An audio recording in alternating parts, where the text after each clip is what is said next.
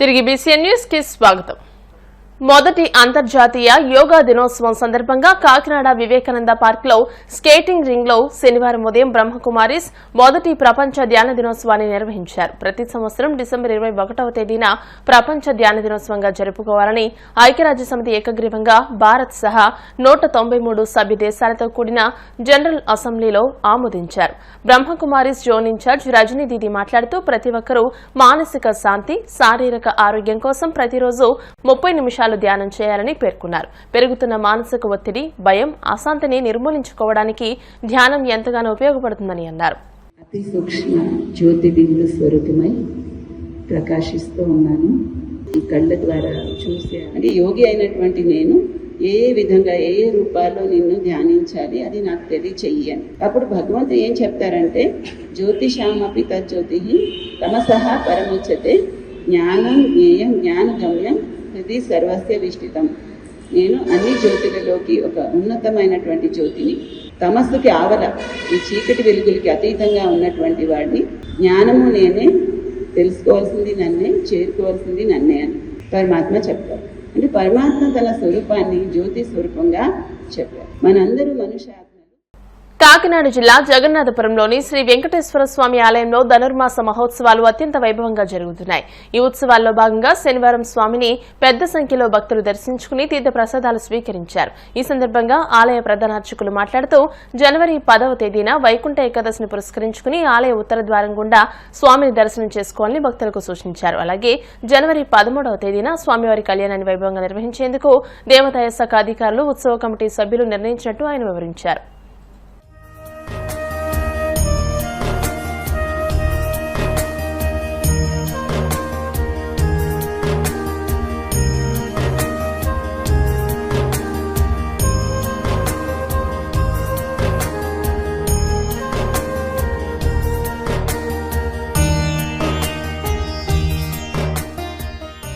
జగన్నాథపురంలో వేయించేసినటువంటి శ్రీ వెంకటేశ్వర స్వామివారి దేవస్థానంలో ధనుర్మాస మహోత్సవాలు అత్యంత వైభవపేతంగా జరుగుతున్నవి. 16, 12, 24 తేదీ నుండి 14, 1, 25 తేదీ వరకు నెలనాళ్ళు స్వామివారి సన్నిధిలో ప్రతిరోజు కూడా స్వామివారికి అర్చన, తిరుపావై సేవాకాలం, తామర కైంకర్యం ఇత్యాది కైంకర్యాలన్నీ కూడా, బాలభోగ వినియోగం ఇత్యాది కైంకర్యాలన్నీ కూడా అత్యంత వైభవపేతంగా జరుగుతున్నాయి.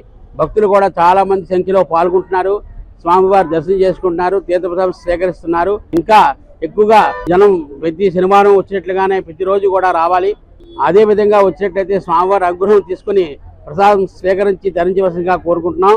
ముఖ్యంగా 10వ తారీఖు 1/25 శుక్రవారం రోజు వైకుంఠ ఏకాదశి మహాపర్వదినం. ఆ రోజు ఉత్తర ద్వారం ఉదయం 5 గంటలకు తెరుస్తారు.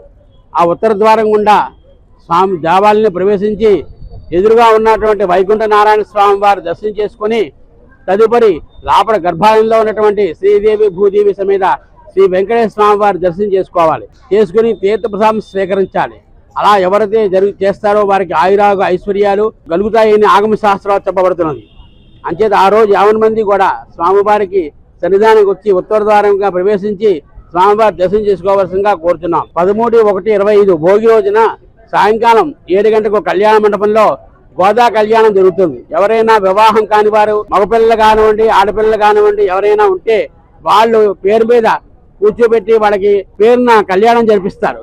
తగు రుసుము చెల్లించి కళ్యాణంలో పాల్గొనవచ్చును. సాయంకాలం 7 గంటలకి గోదా కళ్యాణం జరుగుతుంది.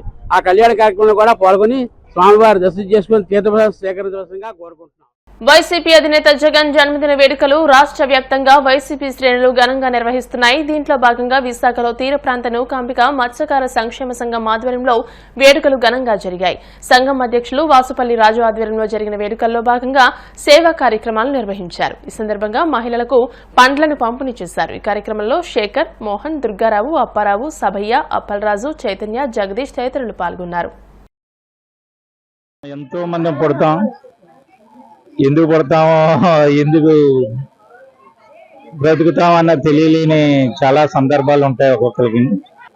పుట్టినరోజు పండగ మరి పుట్టింది ఎందుకో తెలిసేది ఎందుకు ఎందరికో అని ఒక మహానుభావుడు పాటేవాడు. తానున్నా లేకున్నా తన పేరు మిగలాలని ఒక ఏ మనిషికైనా అంతకన్నా అదృష్టం ఏముంటది? 1000 కోట్లు కానీ, లక్షల కోట్లు కానీ ఎవడేం పట్టుకెళ్ళిపోయింది ఉండదు కదా. 2019 నుంచి 2024 వరకు ఆయన చేసిన కార్యక్రమాలే కానీ ఓ పేద మధ్య తరగతి వాళ్ళు ఈ రోజు ప్రతి ఒక్కళ్ళు కూడా ఆయన వల్ల లబ్ధి పొందేది. ఆయన చేసేది 3.5 సంవత్సరాలైనా ఎన్నో కార్యక్రమాలు, ఒక 3 పోర్ట్లు, 8 ఫిషింగ్ హార్బర్లు, 17 మెడికల్ కాలేజీలు, అలాగే వడ్డానం మెడికల్ అదే కిడ్నీ వ్యాధులు ఆ ఏరియాకి 710 కోట్లు రూపాయలు ఖర్చు పెట్టి మంచినీరు సదువా చేశారు. అదేవిధంగా మా మత్స్యకారులకంటూ 2019లో జూన్లో ఆయన అధికారంలోకి వచ్చాక అదే 2019 నవంబర్ 21నే గతంలో ఉన్న 4,000 రూపాయలు 10,000 చేశారు. మా మత్స్యకారులకు ఏ ఇన్సిడెంట్ జరిగినా మొన్న వెంటనే కాలిపోతే ఒక్క 2-3 రోజుల్లోనే మా అకౌంట్స్ లో డబ్బులకు వచ్చే విధంగా చర్యలు తీసుకున్నారు. ఈ రోజు ఏ పిల్లని అడిగినా, ఏ తల్లిని అడిగినా, ఎవరిని అడిగినా ఆయన చేసే కార్యక్రమాలు మరవలేనివి. అందరూ ఈ రోజు ఆయన అధికారంలో లేరని అనుకుంటున్నారు, కానీ మేమంటే అధికారంలో ఉన్నాం. మేము ఓడిపోలేదు, మోసపోయాం. ఆ మోసం ఇక మీదట జరగకుండా ఉండడానికి నాయకులు తగిన చర్యలు తీసుకుంటారు. మీకు తెలియంది కాదు, ఒక ఓటు ఫర్ డెమోక్రసీ అనే సంస్థ 49 లక్షల ఓట్లు ఎక్కువగా లెక్కింపు జరిగిందని, దాని ద్వారాగా మేము ఓడిపోయామని అనుకుంటున్నాం కూడా.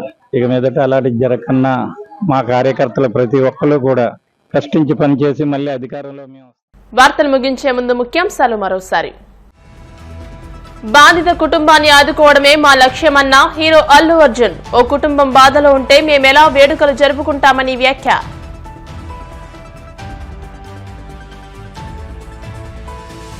పెన్షన్లపై ఏపీ స్పీకర్ అయ్యన్న పాత్రుడు సంచలన వ్యాఖ్యలు. అనర్హుల పెన్షన్లు తొలగించాలంటూ ప్రభుత్వానికి సూచన.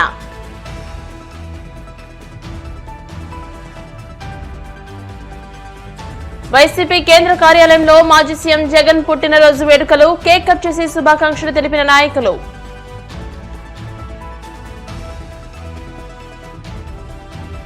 జగన్నాథపురంలోని వెంకటేశ్వర స్వామి ఆలయంలో ధనుర్మాస ఉత్సవాలు. స్వామిని దర్శించుకుని తీర్థ ప్రసాదాలు స్వీకరించిన భక్తులు. ఈ వార్తలు ఇంతటితో సమాప్తం. మరిన్ని వార్తల కోసం BCN digital YouTube channel, Facebook page ని ఫాలో అవ్వండి. అప్డేటెడ్ వార్తల కోసం ప్లీజ్ సబ్స్క్రైబ్.